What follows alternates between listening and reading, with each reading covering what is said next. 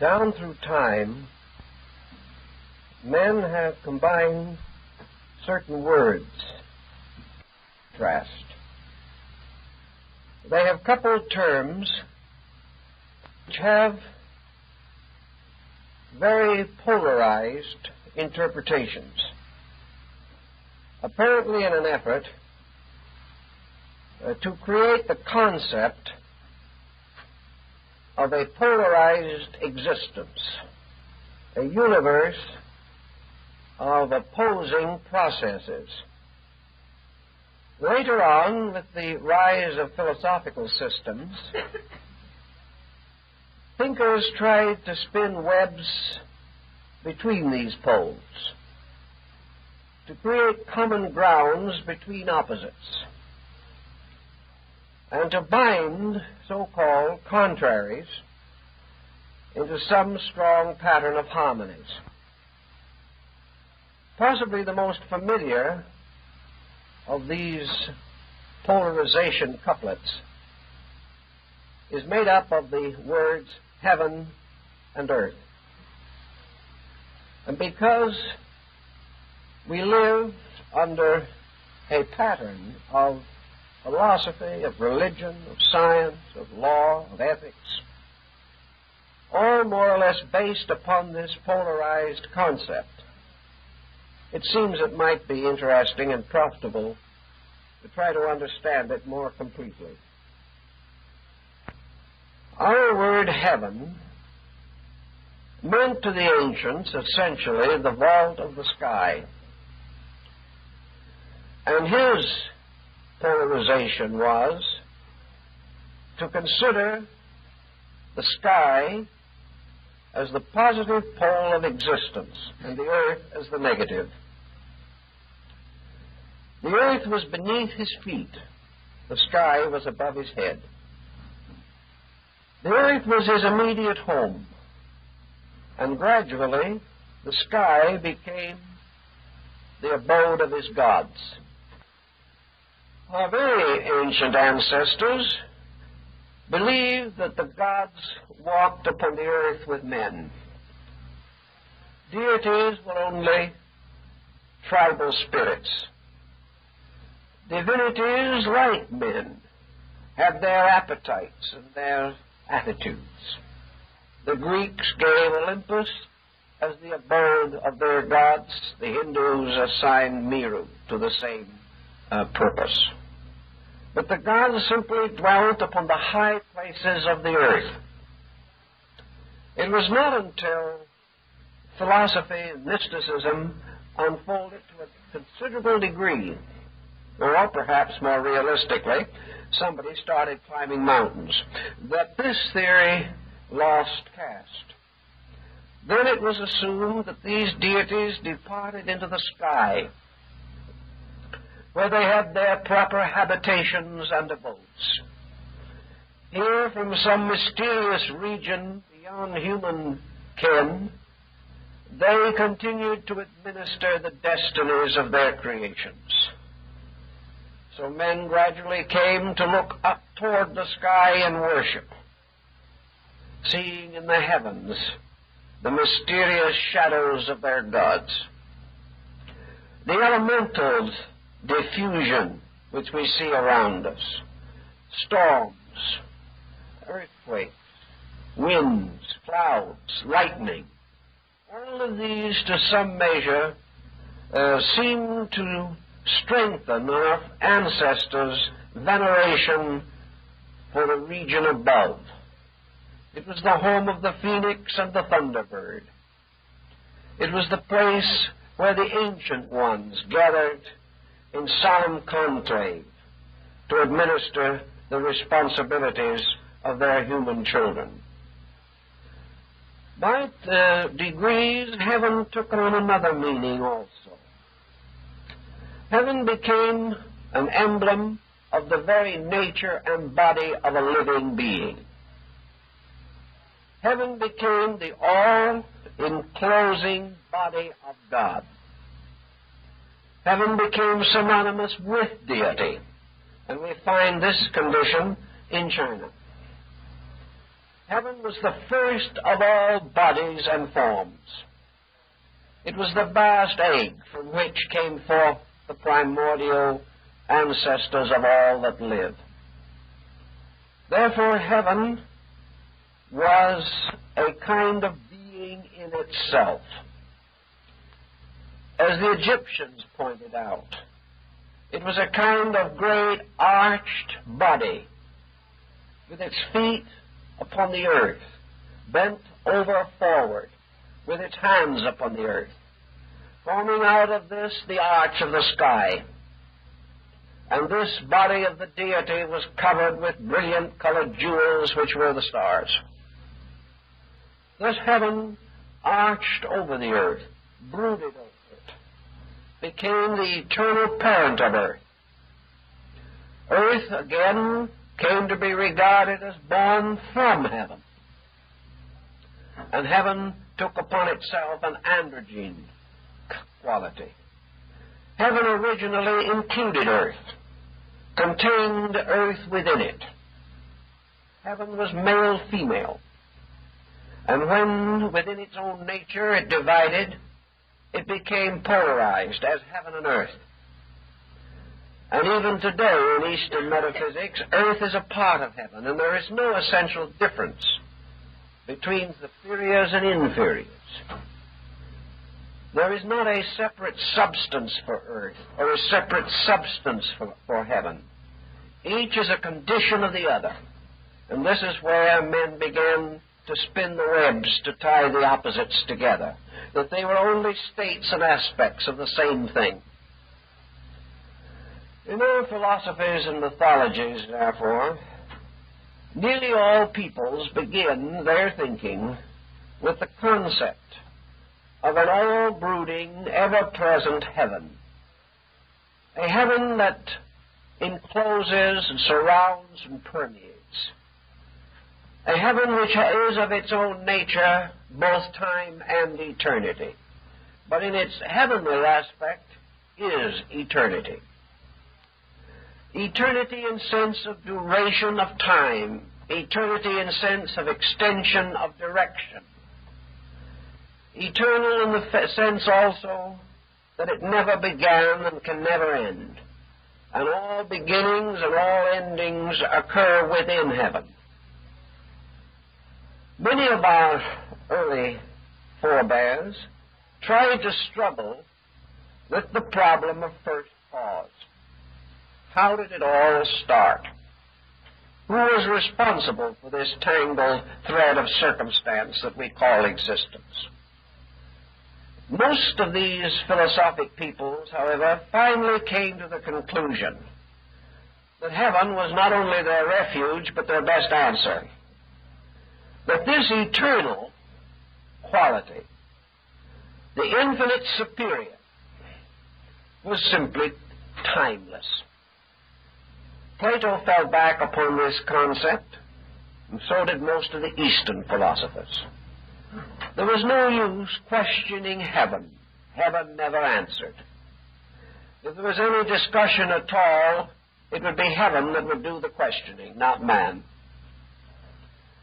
Heaven contained locked within it all secrets of existence. Men live not only under the bowl of heaven, but under the will of heaven. This will cannot be explained. It can only be accepted. Wisdom, therefore, among the ancient Chinese was essentially man's power to accept heaven. And wisdom as a method of learning was simply the ability of the individual to demonstrate to himself that in all things heaven knows best. Finally accepting this, that the edicts of heaven are beyond the complaints of mortals, that the way of heaven is the only way. The human mind relieved itself of a great many uncertainties and could settle down to the more practical problems of taking care of man's own mundane affairs. So heaven became, in a sense, the symbol not only of life, eternal, but truth, inevitable. Heaven was truth because there was no recourse beyond it. Truth, as we know it, is only a term.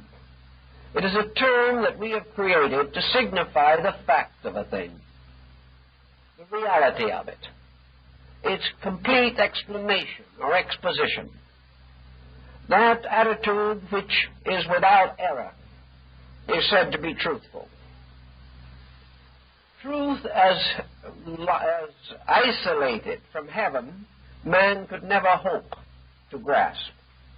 But man, accepting heaven, accepted it as truth, creating within himself the attitude that no matter how you look at anything, you cannot escape from the will of heaven.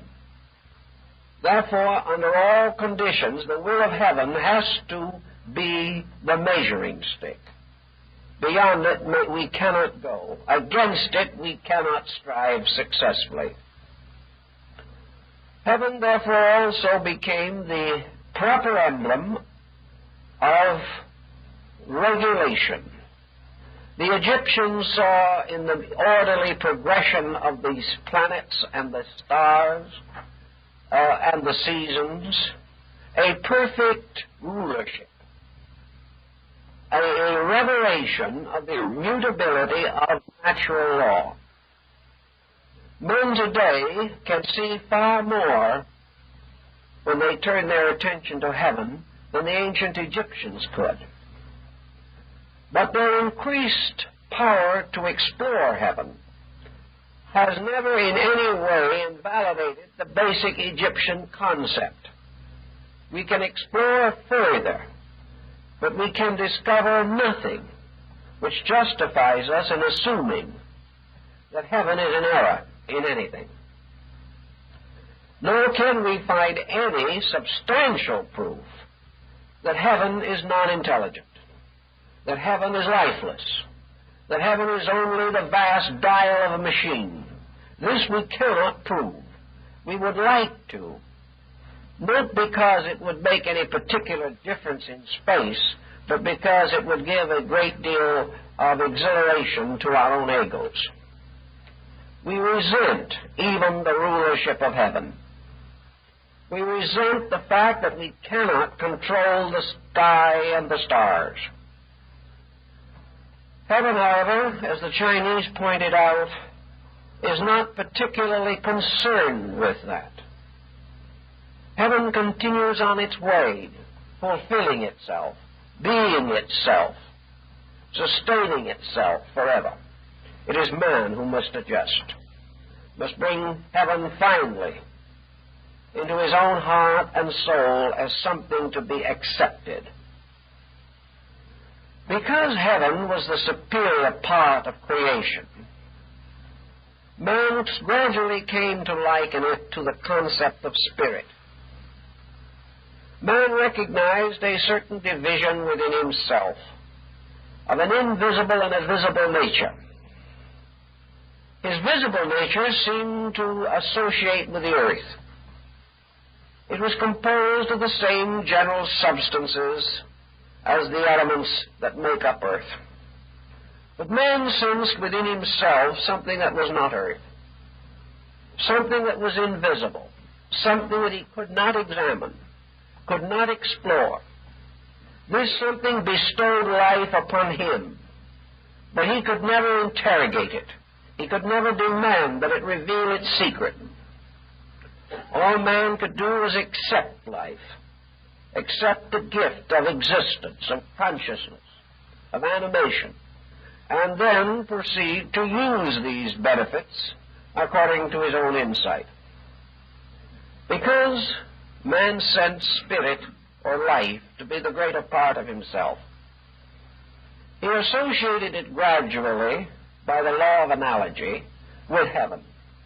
Heaven became the symbol of spirit, earth of matter. Heaven became the symbol, therefore, of eternal life, earth of eternal death. Not because the earth was dead, but simply by contrast, by relativity, by interpretation. It seemed to be the negative pole of the great life polarities. If heaven corresponded to spirit, it was therefore the mysterious source of the life of all things.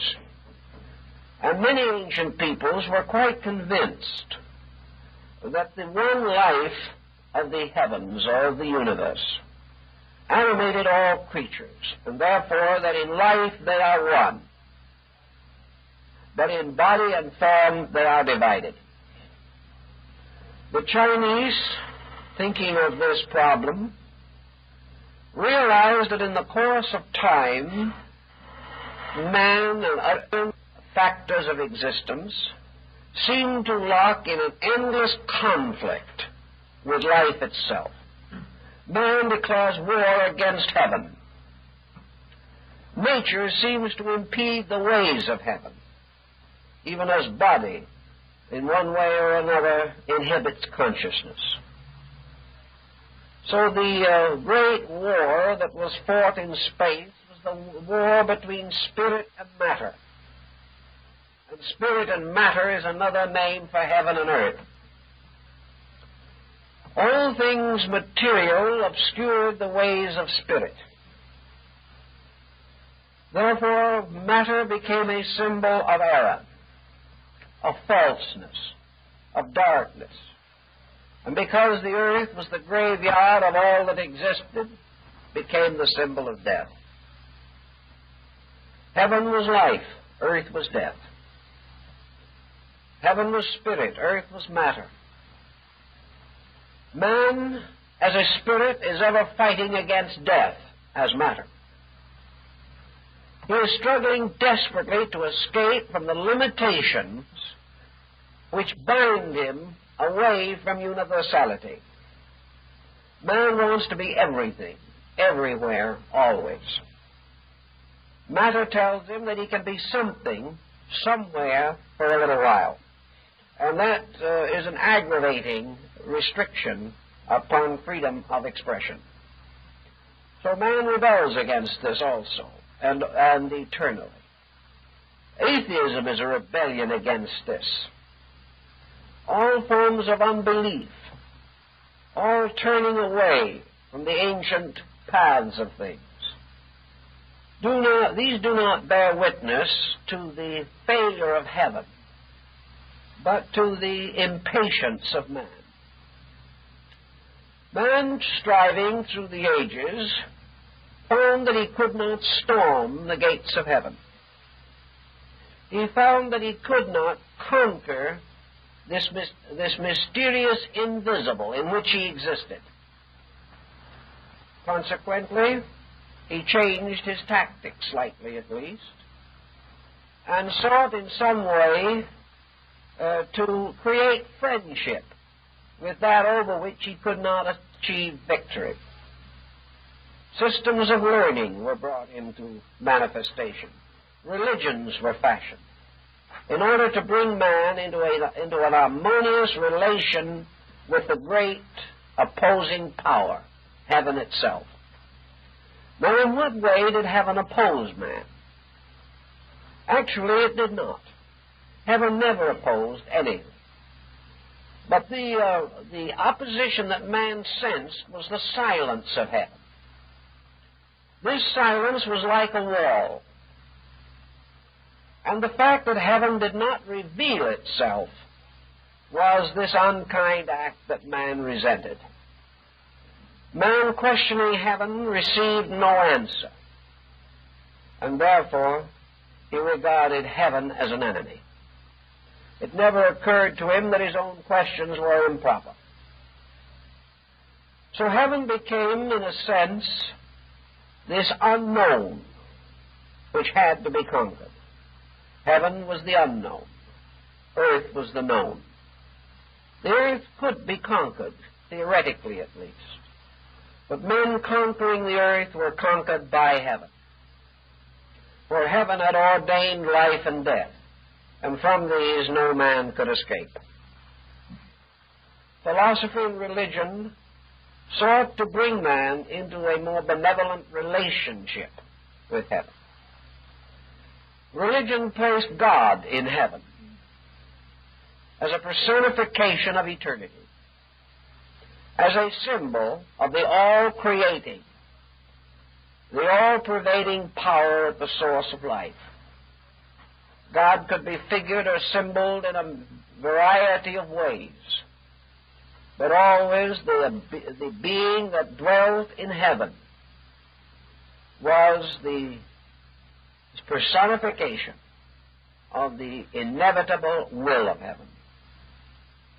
Men, by obeying heaven, therefore, could escape from the miseries and sorrows which arose from rebellion.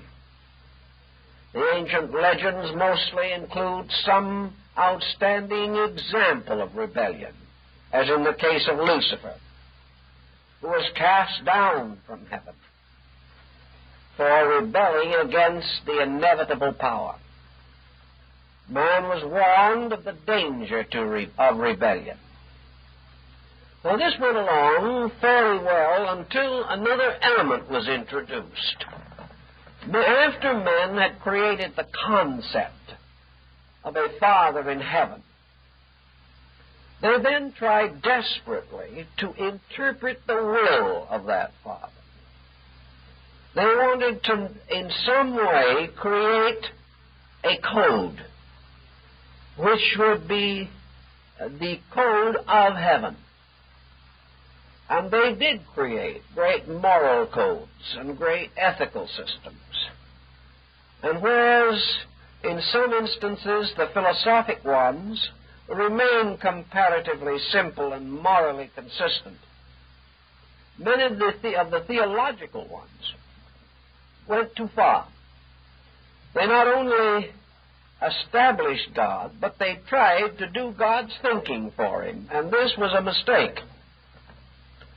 This mistake divided the faiths of men into more than 72 different basic interpretations of deity.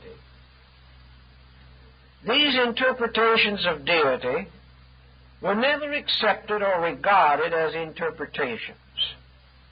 Religion developed a peculiar instrument called revelation, by means of which it assumed and affirmed that it was capable of possessing an inward knowledge of the realities of existence, and that religion could stand as the representative of deity.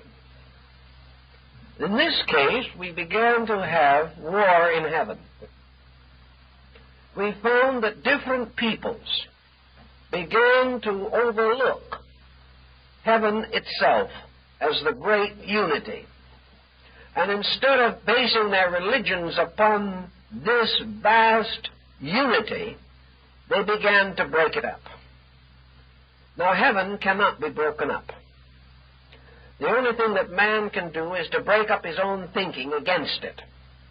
It is like some vast rock, and everything that strikes it like an ocean wave is broken by the rock. So man broke up his own beliefs, but heaven remained unchanged. Man created sectarianism, which was not justified by the example of heaven. Interpretation was justified, for men must interpret the eternal in terms of their own needs. But dogmatic, despotic sectarianism was not justified, for no man, because of his interpretation, had a right to criticize or condemn the interpretation of another man. Heaven was great enough to include all interpretation. And the only way we could truly honor deity would be to suspect, at least, that deity was the sum of the dreams and convictions of all living things, and that deity was vast enough, complete enough to receive veneration in any conceivable form, without this veneration being misguided or in any way objectionable. So in breaking up man's religious instinct, we began to lose the sense of the integrity of heaven. We began to have individuals in two armies drawn up for battle, each asking the help of heaven and each expecting to receive it. We had heaven called upon to afflict our neighbor, to destroy our enemy.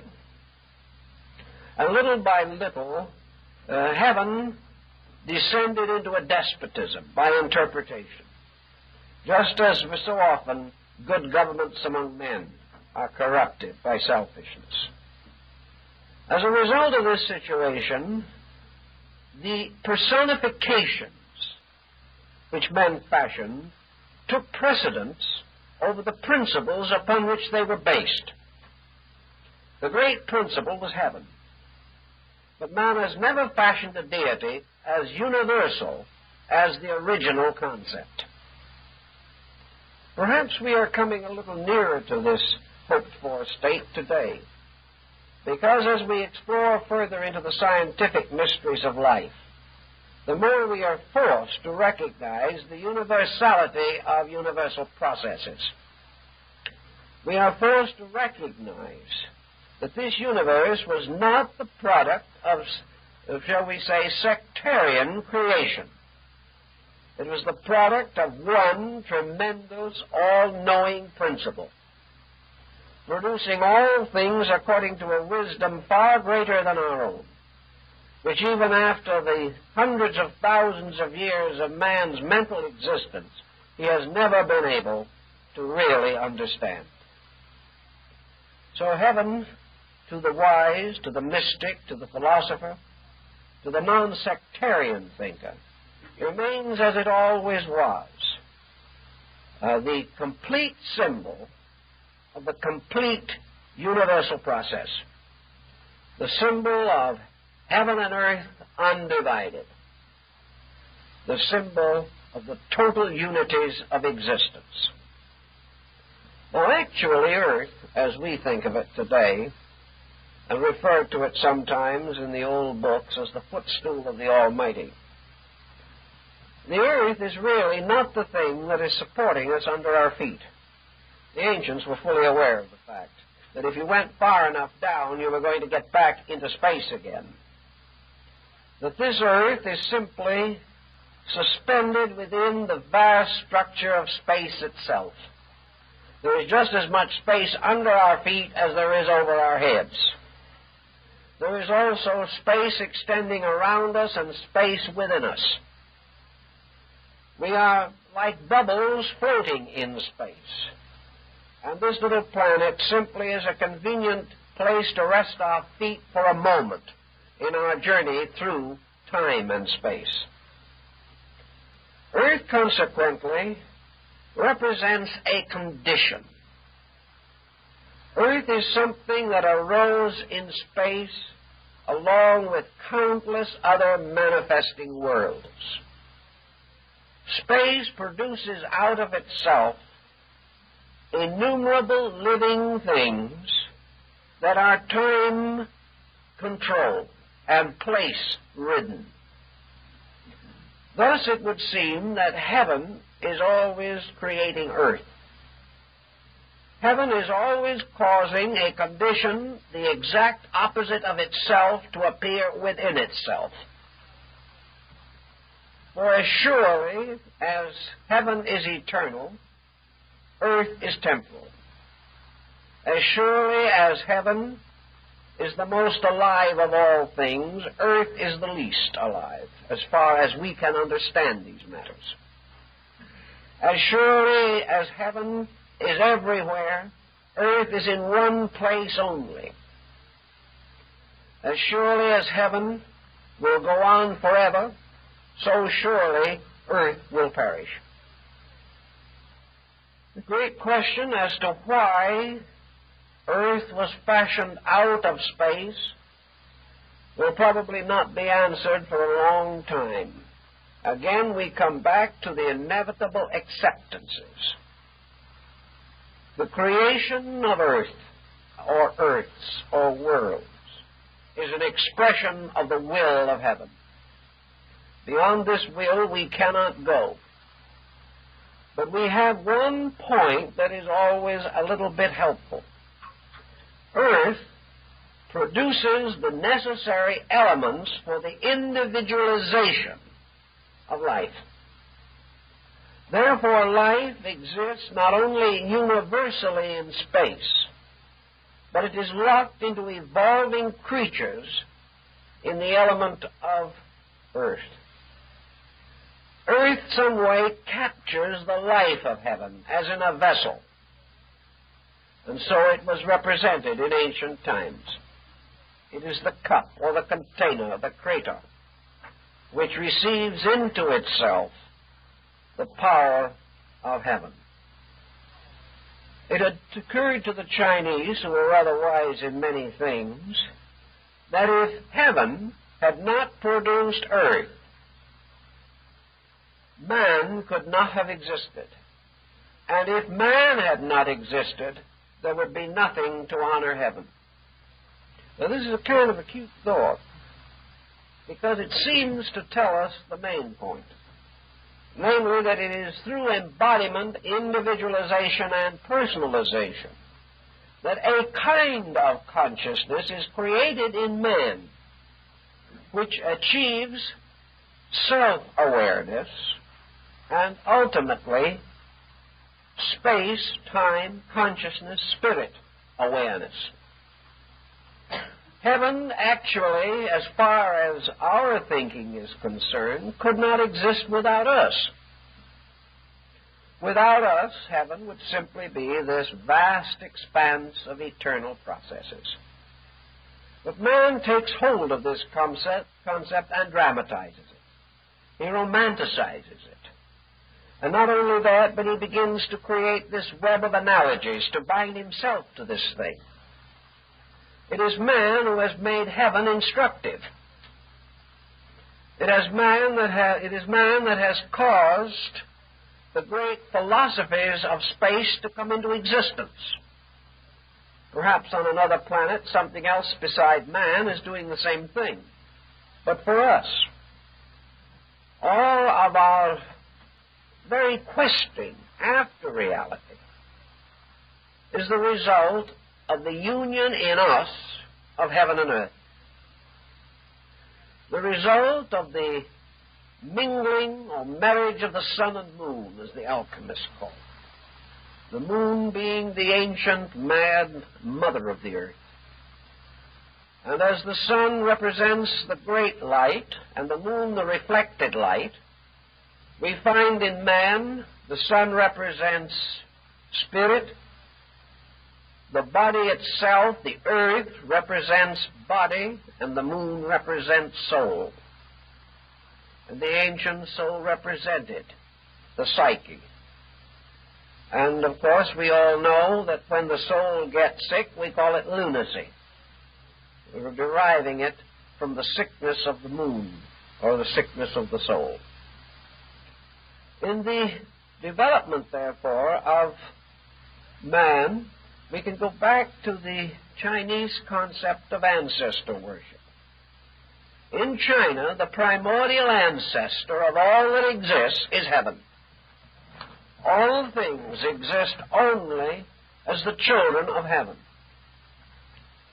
Shang-Ti, imperial heaven, is therefore the complete, eternal, and inevitable sovereign.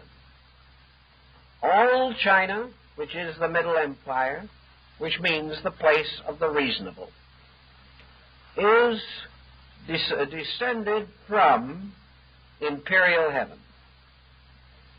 Every living thing just traces, therefore, its ancestry to heaven in China, just as surely as in the Western thinking we're inclined to trace our family tree back to Adam and Eve.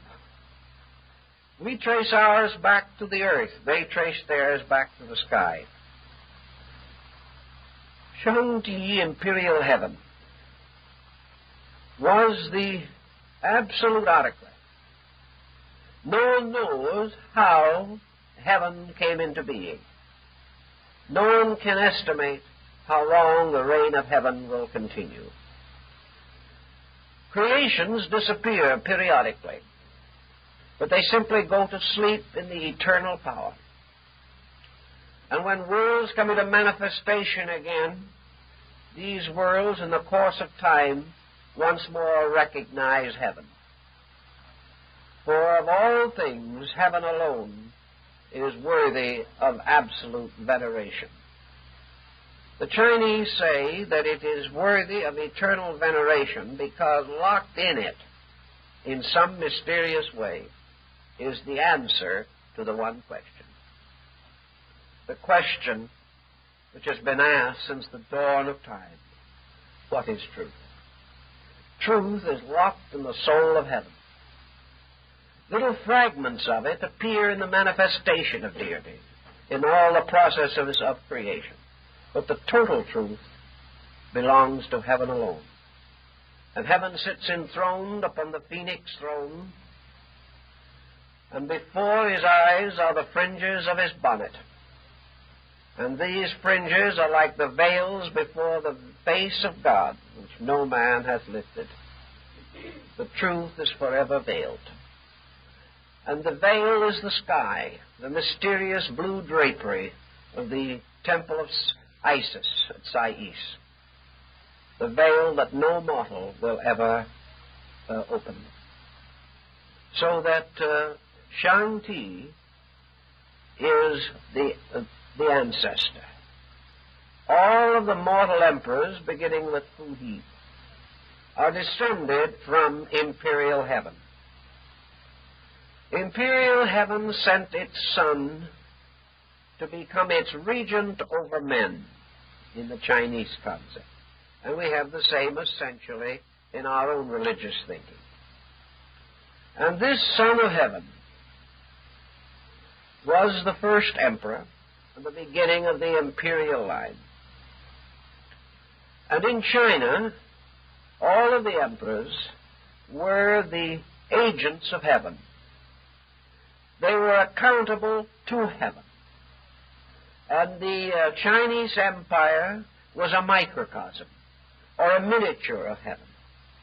And just as the universe was fashioned from the mingling of 5 elements, so surely China was an empire of 5 provinces. Every element that was present in the universal procedure was captured in the microcosm of the Middle Kingdom. Around the world of China was drawn the line which was the circumference of existence. China recognized no land outside of its own.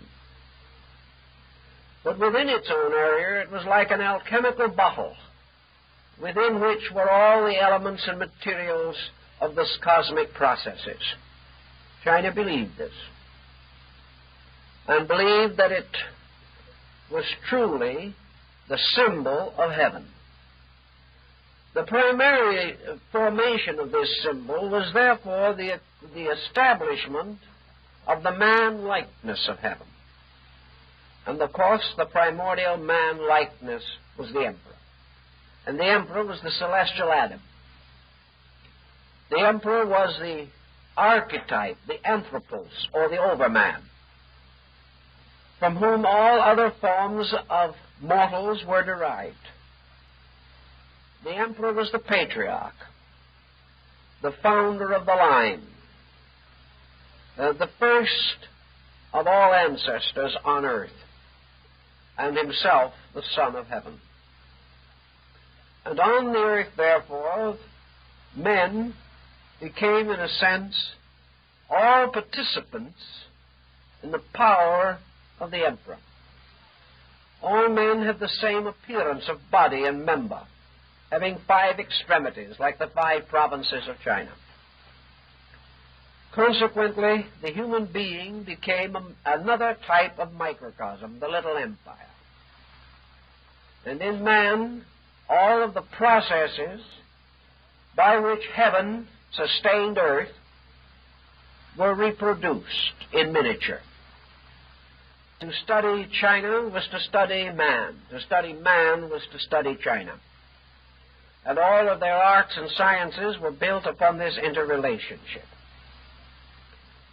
Confucius made a great deal of the magic interplay of heaven and earth.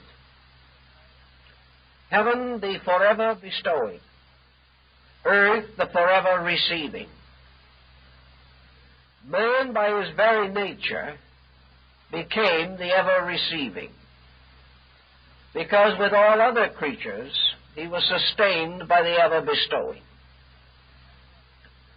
Being that which must forever receive into itself, man had the possibility of a variety of receptivities. It was not simply necessary for him to inhale and receive the life of the air, or stand out in the sun and receive the light of heaven on the crown of his head. There was more to it than this. Man had to perfect his own receptivity. This is something we do not understand at all in the West, because we have tried so hard to play heaven that we have forgotten that it is necessary for us to be earth. This does not mean that there is no heaven in us, for it is the heaven in us that permits us to play earth. But man, by his very nature, is not and cannot be complete. Man is a spark. Heaven is the flame from which all the sparks came. Man is a part. Heaven is all. The part can never conquer all. But by the very nature of this relationship, the part can never be divided from the all, except by an act of itself, self-division, self-isolation. Confucius then explained that a series of proprieties had to be set up between heaven and earth. And Confucius took the attitude that earth itself was the perfect model of deportment. In other words, all the deportment of men toward heaven was derived from man's investigation, contemplation, and interpretation of the processes of earth. By this, of course, the ancient Chinese used a term for which we now use the word nature. In other words, nature was the handmaiden of heaven. Nature was the perfect responding agent. When the sun shone upon the earth, nature rose to meet the sun. Nature reacted instantly to every mood of heaven, whether it be the motions of stars and their calculations in nativities, or the various cosmic energies thrilling through space. According to the Chinese, the moment heaven struck the great gong, heaven having struck, earth echoed the tone. There was never a break. There was never an inconsistency. There was never any resistance or rebellion by earth. Earth simply responded. Earth, as the great mother, was the eternal consort of heaven as the eternal parent. So the union of heaven and earth has always been fruitful, even as the union of spirit and body has always been fruitful. The union of spirit and body produced mind. The union of heaven and earth produced man. Man was the creature, therefore, capable of having within his own nature the unfoldment of the principle of mind. And the great opposite, the great polarity, was finally reconciled in the nature and structure of man himself.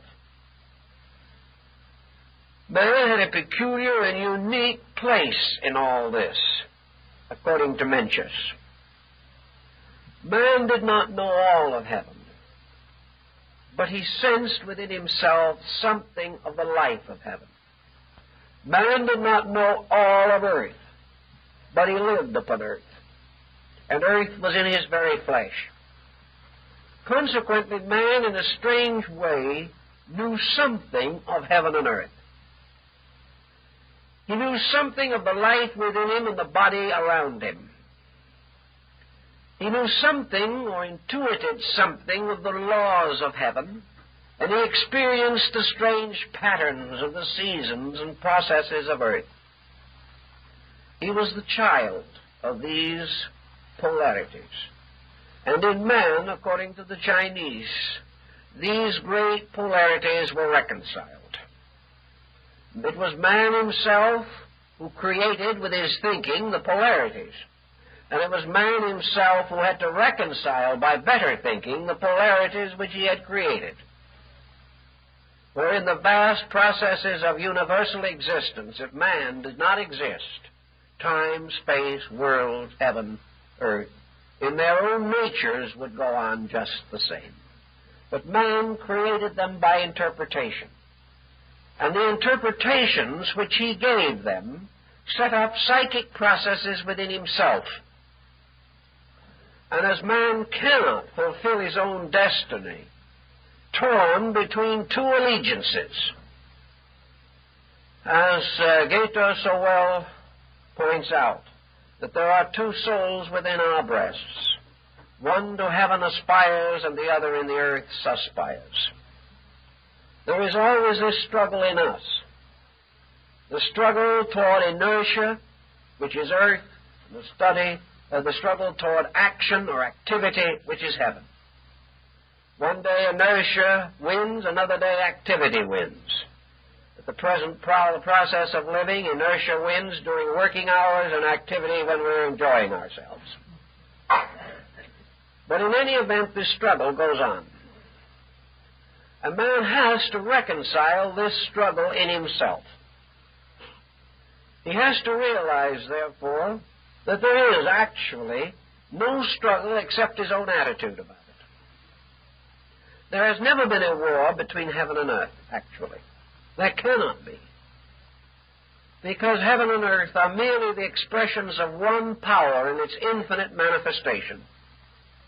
There has never been a moment when earth rebelled against heaven. Rebellion arises not in earth, but in mind. Consequently, man, having created within his own nature, by the processes of his own evolving being, the power to think, which is a power bestowed by heaven, but a power also invested in earth, a power in which the earth factor comes to immediate attention. Confucius points out that man, by his sight processes, has two forms of vision. One form of vision is to see the things of the world, the earth, the kingdoms of earth. And in seeing these, they are very real and immediate to him. He has another internal kind of vision for the contemplation of heaven. This vision is a sort of meditation process. But what man experiences in this meditation is like a dream. It is something he senses, but it has no tangibilities. Therefore, in his experience with his present sensory balance, as Buddha tells us, he has inevitably given more sense of reality to earth than he has to heaven. He has found the Great Mother more sympathetic than the Eternal Father. He has learned also that by some strange process, he seems to be able to conquer the earth, but he cannot conquer heaven. The earth becomes an instrument for the immediate fulfillment of desires, and heaven the object of an ultimate desire, which man does not understand. In the course of time, materialism thus came into existence, due to the proximity of material things and the remoteness of spiritual things. This was again part of the symbolism of the sun and moon, in which the moon appears to be nearer, appears to be brighter at night at least, because it is nearer, but is only shining with the reflected light of the sun, but this we do not realize. Materiality, consequently, is man accepting the visible part of heaven and rejecting the invisible part. Perhaps not really entirely rejecting it, but utterly confused by it. It is very hard for a person to value something that he cannot see as much as he values something that he can see. It is hard for him to believe that wisdom, which he can hardly calculate, is more advantageous than a good bank account which he can examine every day. This, through his sensory perceptions, through his attachment, his desires, his thoughts, his ambitions, he has become more and more bound to earth. And what we call a materialist is simply a person who has found earth easier to understand than heaven, and finds the search for heaven more arduous than seems to be practical. We are in the world aware that certain processes will produce immediate results. When we turn to heaven, we are not so sure. And we have observed too long and too often the misfortunes of righteous men. This means, then, that we have gradually substituted the reflection for the reality. We have accepted earth as something real and heaven as something unreal. Now, the only difficulty with this new acceptance pattern is that it does not operate. As soon as we become earth-bound, and a soul which is focused upon earth is earth-bound, whether alive or dead. Once we have become earth-bound, we begin to sense another point that is interesting. The Chinese were well aware of this, namely that concentrating our attention upon the earth, we make a discovery. In terms of potential, man is greater than earth. Thus, man can conquer earth. Man can have dominion over earth because earth cannot really fight back. Earth is receptive because it is its rule and its law, and it's inevitable to be receptive. Therefore, it must also be receptive of the tyrannies of men.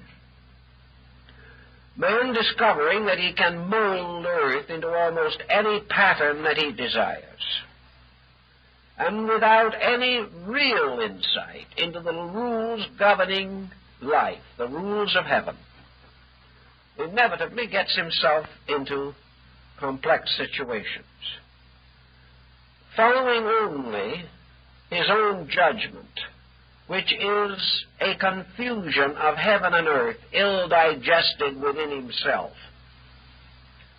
He permits ambitions, desires, attitudes, and appetites to control his conduct in relation to earth or to nature. He tries in every way that he can to create in nature the fulfillment of his own desire. This seems to him the only thing that he can do. It does not seem very reasonable for him to attempt to build a corporation in space. But he can get some choice land here and go to work. Man, therefore, having made his own decision and choosing to cast his lot with the earth rather than with heaven, by so doing must take on the other negative aspects of earth. He must take on one of the inevitable facts of earth, namely constant mutation. The earth is completely impermanent. It is impermanent not only in the long-range sense, but it is impermanent like the body of man is impermanent. We think of man living 70, 80, 90 years. Actually, there is not a cell in man's body that lives a tenth of that time. Actually, every day we are in a case or state of mutation. Every day the inner structure of ourselves is changing, and our own death rate is greater than that of the human population of the earth. Everything is impermanent. The very processes of earth have their exhaustions. The wealth of the earth has its exhaustion. We are now worried about population explosion because earth is limited. And we're beginning to think more and more of how we are going to meet the demands of more place in space. The only thing we can think of is to try to mine space for food, to discover, if we can, the vitalities and energies in the air around us, and perhaps chain them to the perpetuation of our physical kind. The only other possibility is to reach out in space for another place and another planet, hoping to find it either unpopulated or unable to defend itself. Then we will find a new opportunity, new frontiers, as we did 100 years ago within the area of our own earth. But earth has its limitations. Man has his limitations.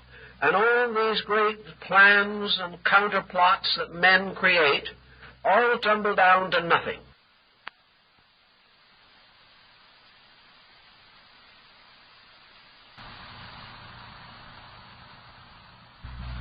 And that to sit on it is the symbol of the ultimate fulfillment of life is a mistake.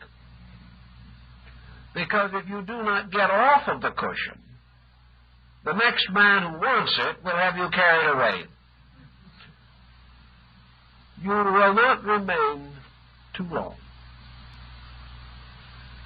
The Chinese and the Hindus also decided that there was only one way of measuring value in space, and that value has something to do with permanence. Now, permanence in philosophy and in religion is not a little rock balancing forever in eternity in the same spot. Permanence is not a thing staying the same forever. For there is only one thing that can stay the same forever, and that is heaven. Because there is nothing that heaven is not. And heaven can never be less than itself. So there, heaven cannot change. But all other things do change. And they change in the process of becoming like or unlike heaven. Things that grow become more like heaven by changing. Things that regress become less like heaven by changing. But everything changes. Heaven is eternal, but it is also eternal motion, eternal life, eternal unfoldment, eternal becoming. The greatest permanence, therefore, is the individual being able to enter the systematic condition of forever becoming. This is his greatest possibility of permanence. And this possibility is bound to heaven and not to the earth. Out of the idea, then, of heaven, we now have heaven as origin and heaven as ultimate, and earth as a little place between these two things. Earth is like maturity, suspended between childhood and old age. Earth is like that moment of success, suspended between the struggle to gain and the inevitable circumstance of loss. Earth is the momentary gratification, inevitably leading to pain, to sorrow, to loss, dissatisfaction, and the final necessity to relinquish all that has been achieved. The Chinese, consequently, believed that man must choose he must choose by his own nature between heaven and earth. He must choose to follow heaven. And in order to follow heaven, he cannot directly imitate heaven. The Emperor of China might be the greatest man on earth, according to Chinese thinking at least, and he might have the most splendid symbols of temporal authority conceivable. But in the great ceremony of the Fortunate New Year, the Emperor, when he approached his own father, imperial heaven, had to cast off all his raiment of glory and come as a humble being in a plain white robe.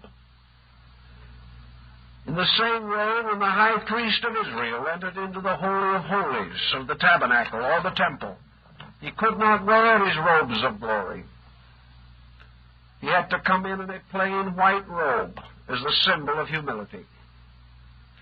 Man cannot achieve the state of heaven by copying the glory of the infinite.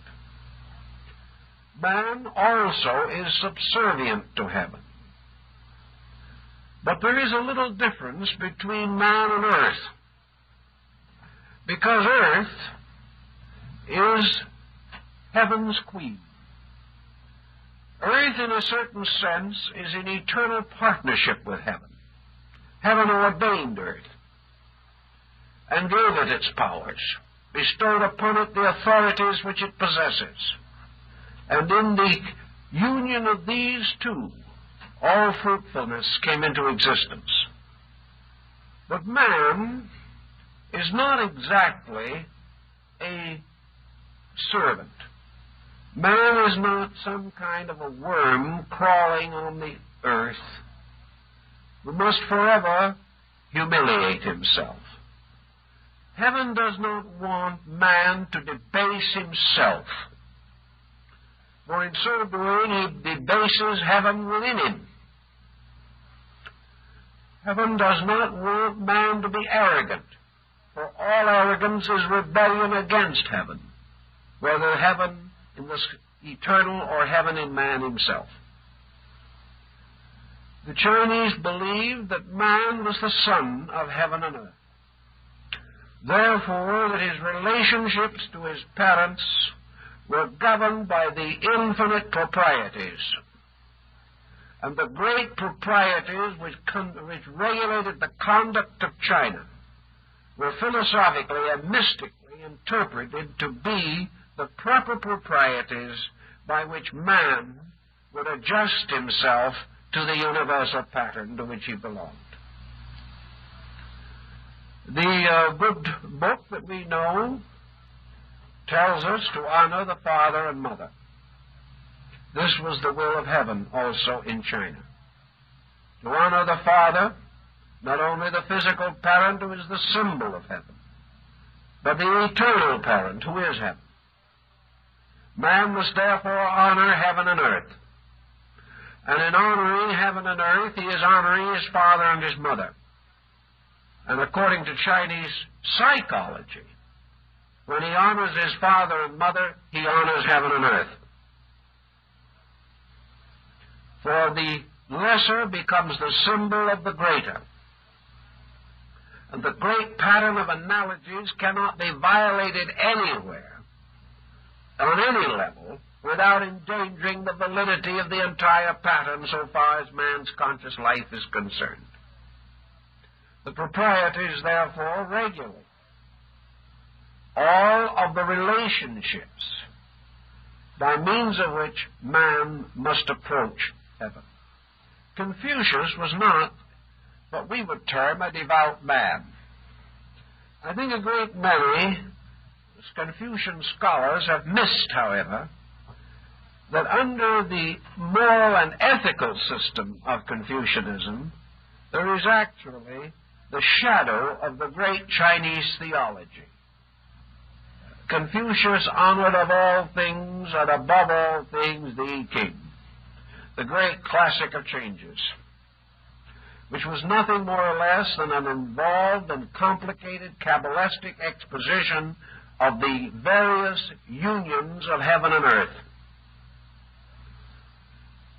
Therefore, in man's relationship with these polarities, these problems that arise, he is represented in the Chinese concept as a youth of filial proprieties and filial devotions, when he takes certain attitudes towards both heaven and earth.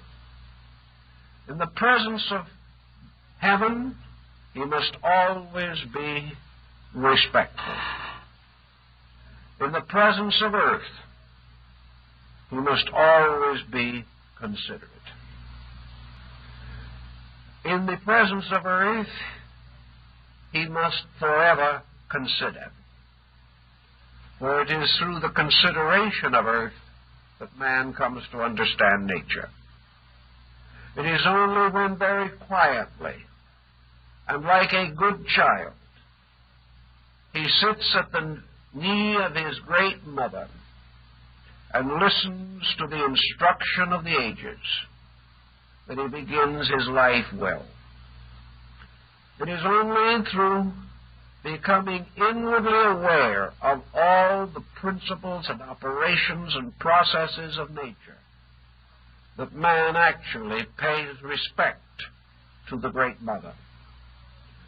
It is the Great Mother who teaches him. She is the beginning of the university.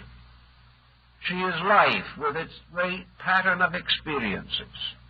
And no matter how old the son becomes, he will never be as old as his mother.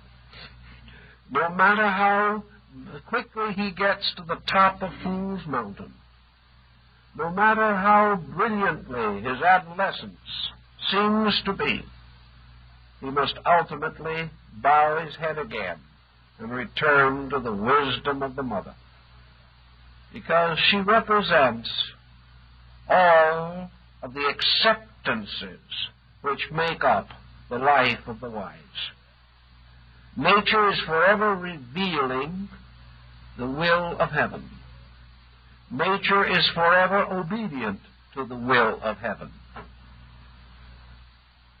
And nature, in every move and action, is strangely true, fanatically true, to the spiritual power of God.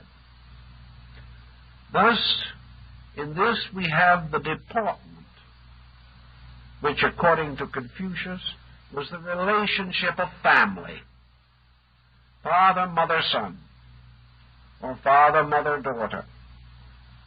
This great unity. Man must never profane the mother, must never fail to provide for her, must never under any conditions leave her open to need. At the same time, he must give reverence to the father. He must always recognize the father as the leader. When the man is 70 and the father is 90, the duties of filial piety are not changed. These duties are based not upon human relationships, but are merely the human interpretation of the soul's relationship with space. Now, in the material sense of the word, where parents are not always as wise as heaven and earth, where in many cases children have not too much to respect their parents for, it is not easy, perhaps, to fulfill the old Chinese requirement as far as filial relationships are concerned. But the symbolism is the important thing, for it is the symbol that binds man's conduct to the cosmos. If man is forever thoughtful of the earth, forever kind to it, it also means that he is harmless to all these creatures that, like himself, are the children of the same mother. All peoples are the children of the Great Mother. She will defend them, and she does defend them, without partiality to the end. She has no favorite sons. She has no outcasts. She turns away from none. The rain falls upon the just and the unjust. All things in nature are absolutely fair, operating upon a simple merit system. Man must learn this. For when he breaks this rule, as the old Chinese moral code is, he breaks the heart of his mother. And where he does these things, it is not good for him. The mother of Mencius is one of the immortals of Chinese literature and Chinese history, because she is the one who made the 3 steps to protect her son. These 3 steps were 3 changes of residence in order that the boy might be removed from a place of bad influences or inferior influences, the mother being constantly mindful of the need to protect her son from wrong association. The same thought occurs in the proprieties. The 3 steps of the great mother are very simple. To provide all that lives with the materials of existence.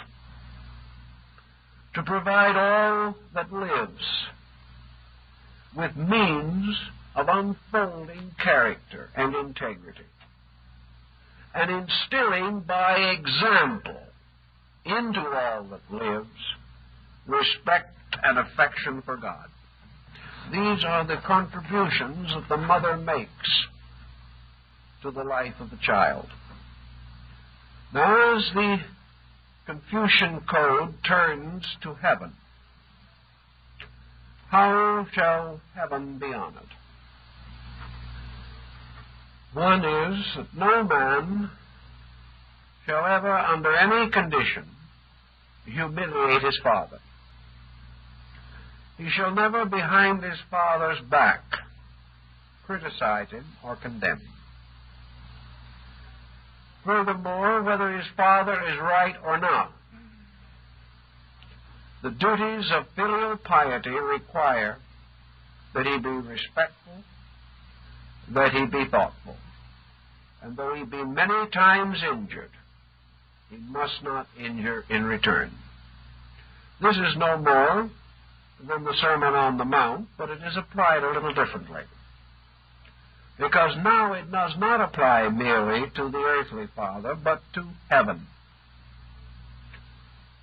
To the Chinese, the greatest of all filial sins, we might say, would be to deny the father. To deny that a certain parent is your father is to be cast off utterly into oblivion.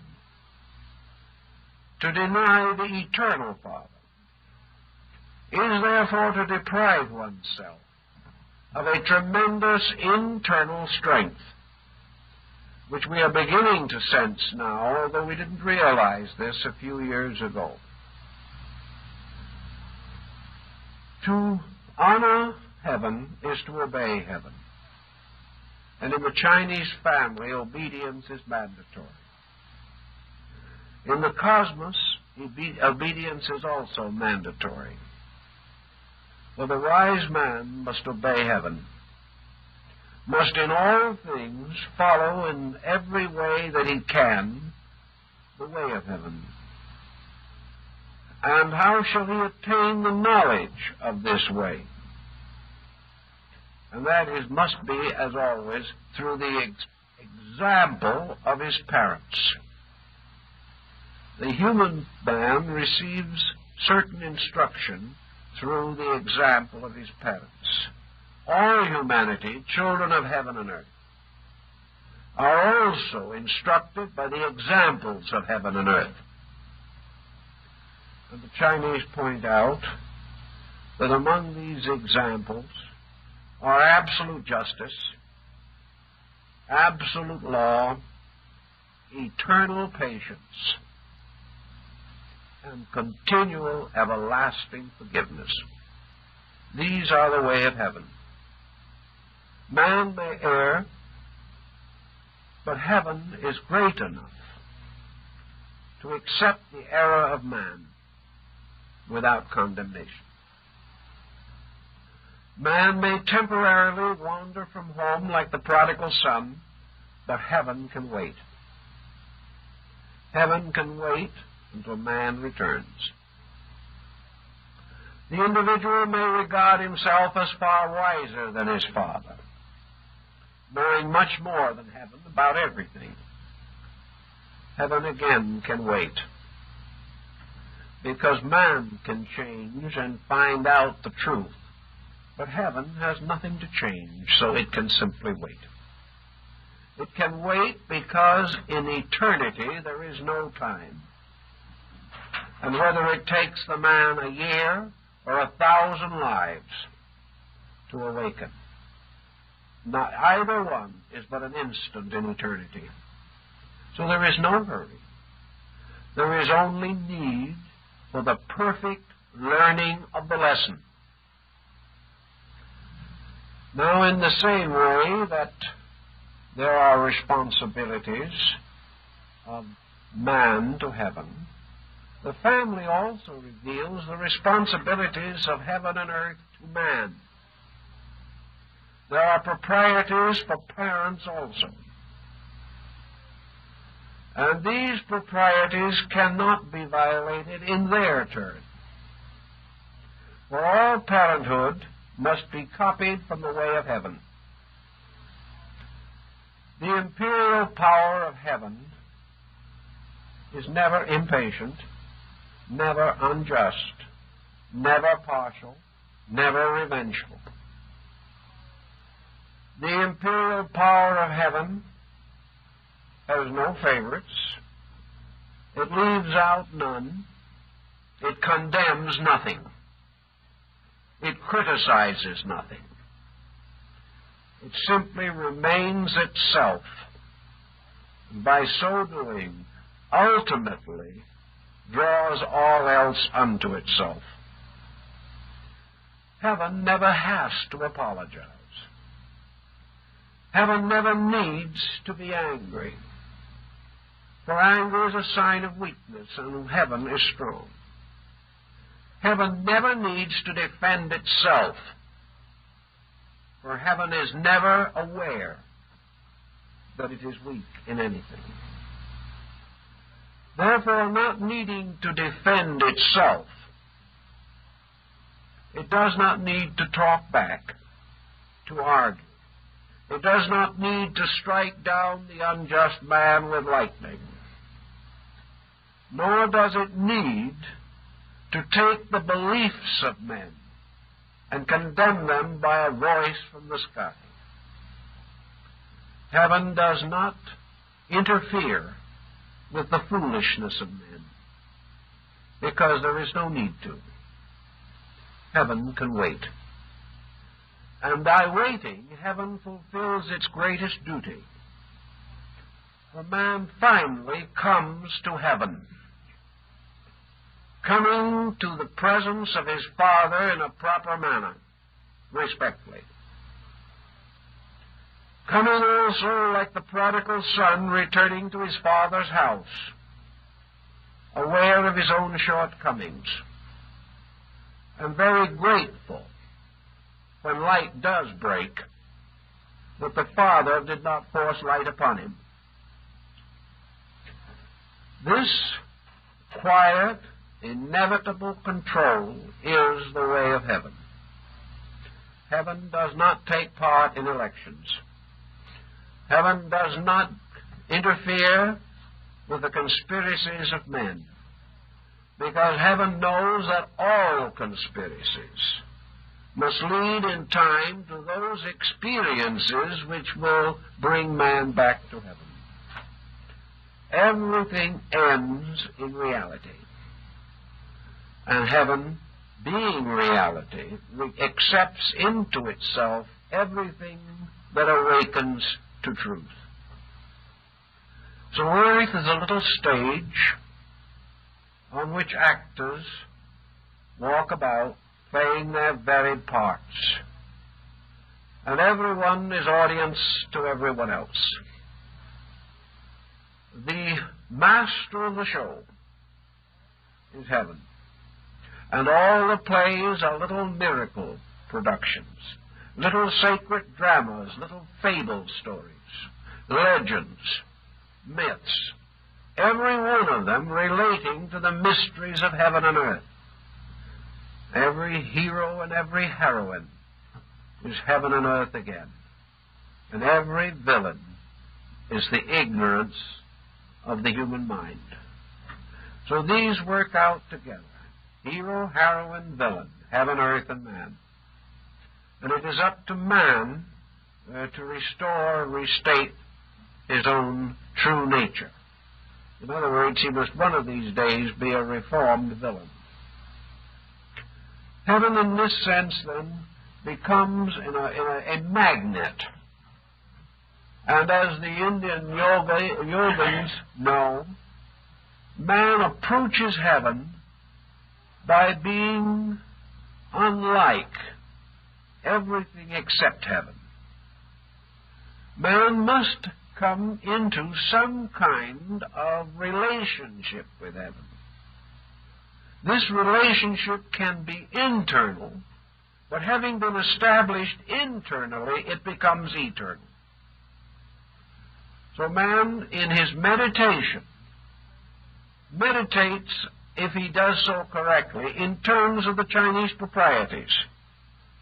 He comes simply and quietly as a son returning to his father's house. He realizes that it is his eternal birthright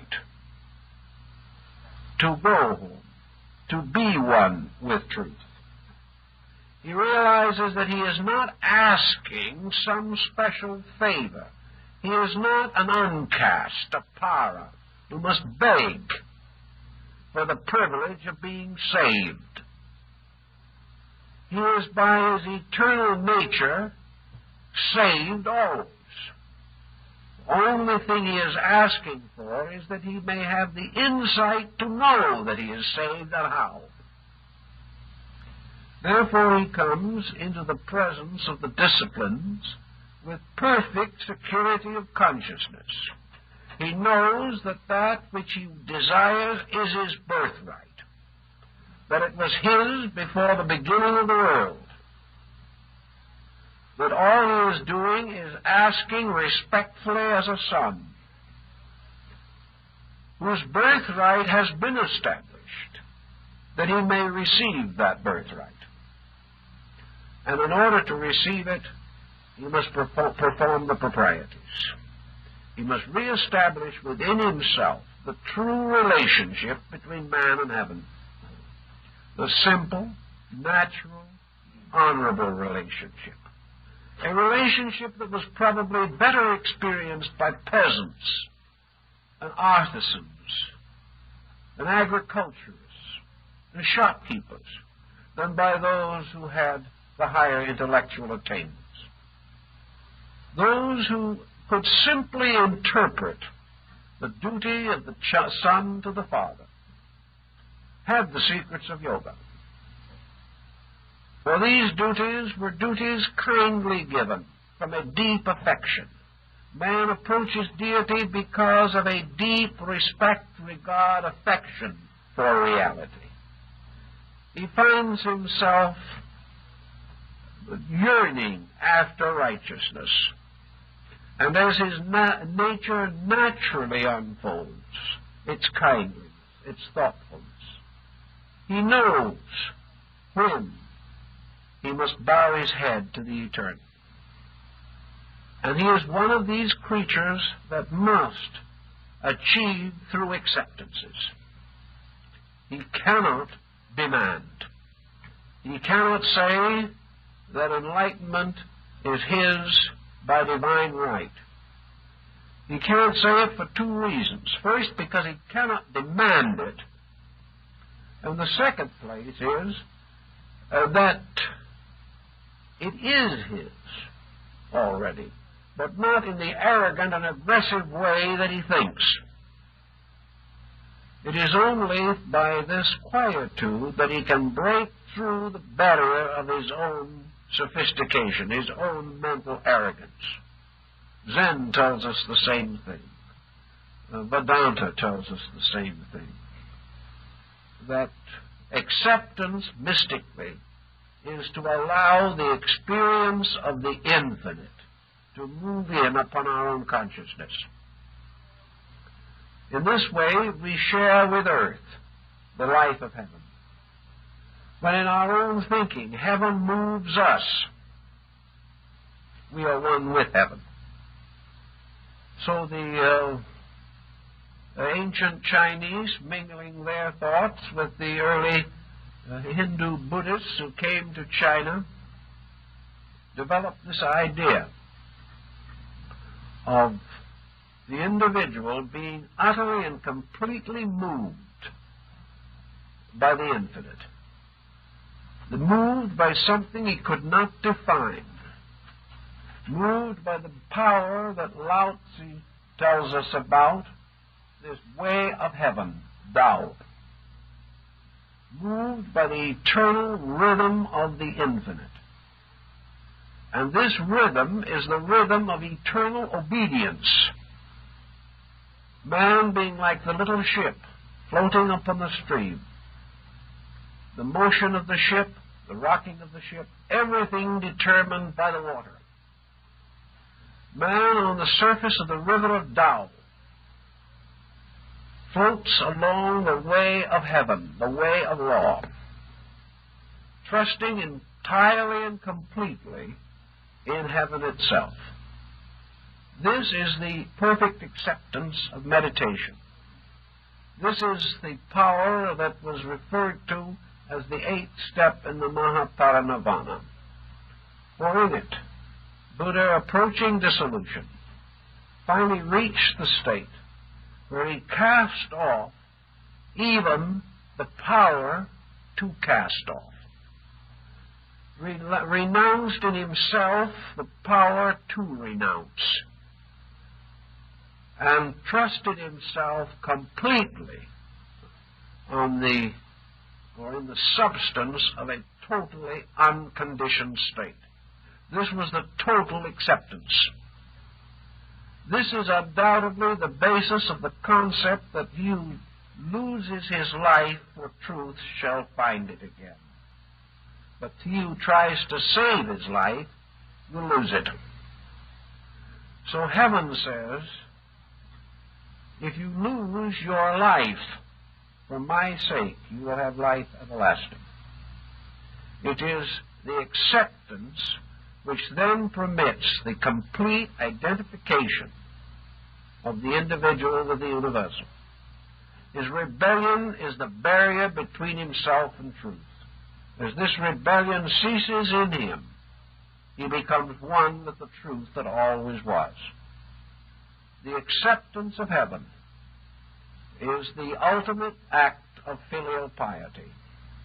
It is the Son acknowledging the Father. And this is a dignified, ritualistic procedure in Chinese life. The Father would never think of humiliating his Son. He would never think of condemning his Son, no matter what might be in his heart or mind. He might find ways of subtly communicating in some way, through a third person perhaps, his grave anxieties about his Son. But the Father will not break the proprieties either. Heaven will never be less than heaven in order to please men. Heaven will never thunder to prove to man that heaven exists. Heaven will wait until man discovers the fact for himself. So out of this polarity of heaven and earth, which the ancients interpreted in so many ways, comes the concept of the great cosmic family, and also man's final course of decision.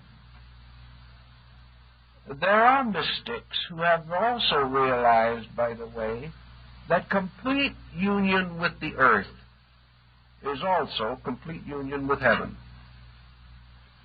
Thus in yoga, there is not only Raja Yoga, or the path of princely union, but there is also Kama Yoga, the complete forgetting of self in the service of human need.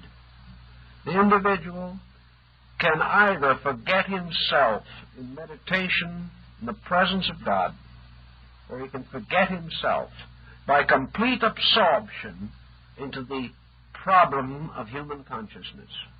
He can achieve it by absolutely losing self in service. And this is where the northern school of Buddhism developed its Bodhisattva concept. The grand notion being that man can never know God until he forgets himself. He can forget himself in meditation, or he can forget himself in complete dedication to the needs of others. In both cases, the barrier of self is reduced. And in this way, the power of heaven is released or expressed through this life. Heaven manifests when self ceases to arbitrarily determine truth and error. So that the moment man forgets that he wants to be saved, he finds salvation. When in the search for salvation, he desires only truth, and the unselfish loss of himself in eternity, he then also becomes a mystic. But whatever it is, man must accept heaven. And by whatever way he accepts heaven, either through consciousness or through dedication to duty, he achieves the end which he desires. And that is that he achieves in himself the reunion of earth and heaven. For ultimately, the earth as a power must go back to heaven, and all things earthy must return to their heavenly origin. The great deity must finally be reunited completely. And man, in his own achievement, foreshadows this ultimate union. And in so doing, probably fulfills most of the latent symbolism in this great polarized concept. Well, time is up, so I think we'll have to stop for this evening.